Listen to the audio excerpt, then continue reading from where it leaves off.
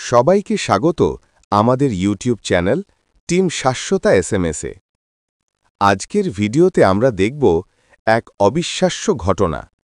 একটা বাড়ির ভেতরে একদম কালো গোখরো সাপ, যে নাকি দিনের পর দিন বসেছিল গোয়াল ঘরের ভেতরে। বাড়ির লোক জানতই না ঠিক তাদের পাশেই এমন একটা ভয়ঙ্কর প্রাণী লুকিয়ে আছে। সকালের দিকেই খবর আসে, বাড়ির ভেতরে ছাগল বাঁধার জায়গায় কেউ দেখতে পায় একটা কালো কিছু নড়ছে, কিন্তু কেউ বুঝতে পারে না ওটা সাপ না অন্য কিছু। তারপর একটু সাহস করে আলো ফেলতেই দেখা যায় একদম চকচকে কালো গোখরো সাপ। এতদিন ধরে নাকি ওই জায়গাতেই ছিল। বাড়ির মানুষ প্রতিদিন ওই জায়গায় যেত, তবু সাপটা কোনো শব্দ করত না। বাড়ির বাচ্চারাও ওখানে খেলত। একটা ভুল হলে আজ ভয়ঙ্কর কিছু ঘটতে পারত। তখনই খবর যায় স্থানীয় সাপ ধরা টিমের কাছে। আমাদের টিম শাশ্বতা এসএমএস টিম পৌঁছে যায় ঘটনাস্থলে। প্রথমে পুরো জায়গাটা ঘিরে রাখা হয়, কারণ গোখর সাপ খুব দ্রুত আক্রমণ করে যদি কেউ কাছে যায়।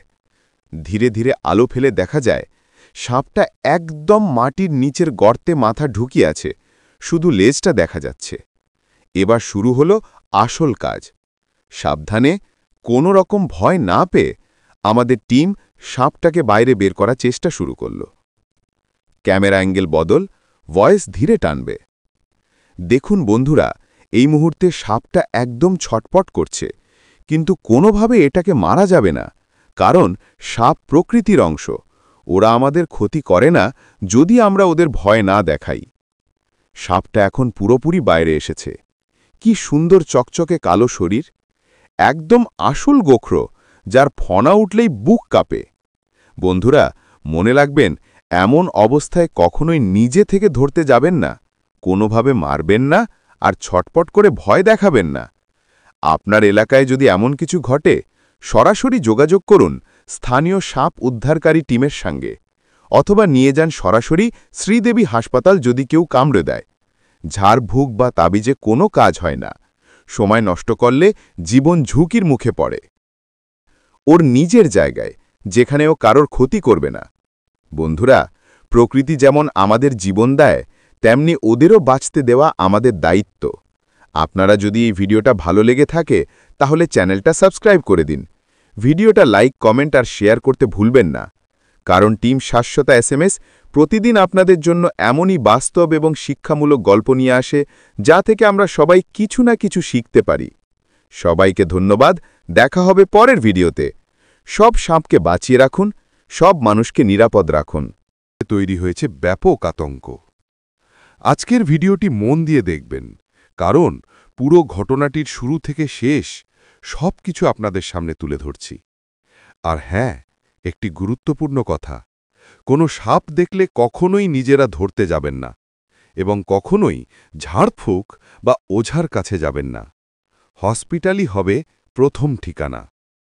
চলুন তাহলে শুরু করা যাক আজকের ভিডিও। দৃশ্য ১। পুরনো বাড়ির বর্ণনা। পশ্চিম মেদিনীপুরের এই বাড়িটি দেখতে বাইরে থেকে বেশ শক্তপোক্ত মনে হলেও এর ভেতরে অনেক পুরনো ফাটল তৈরি হয়েছিল। বাড়ির সামনের দিকে দুটি শাটার ছিল, যেন ছোট্ট দোকান সেটআপের মতো। আর সেই দুটো শাটারের ঠিক পিছনেই ছিল একটা বড় রুম। রুমের নিচে ও ভেতরে জায়গা এতটাই বড় যে পুরো পরিবার থেকেও যেতে পারে এমন। বাড়ির মালিক কিছুদিন ধরে অনুভব করছিলেন যে রাতে যেন কিছু নড়াচড়া শব্দ হচ্ছে।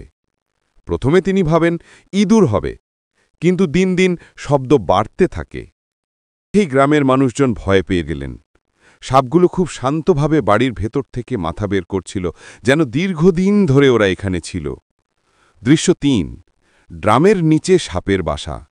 বাড়ির ভেতরের অংশে একটা বড় ড্রাম ছিল, আর সেই ড্রামের নিচে ইটের ওপর পুরনো কাপড় আর খড়ের মতো বিছানা তৈরি ছিল। সাপ দুটো সেই জায়গাটিকেই বাসা বানিয়ে নিয়েছিল।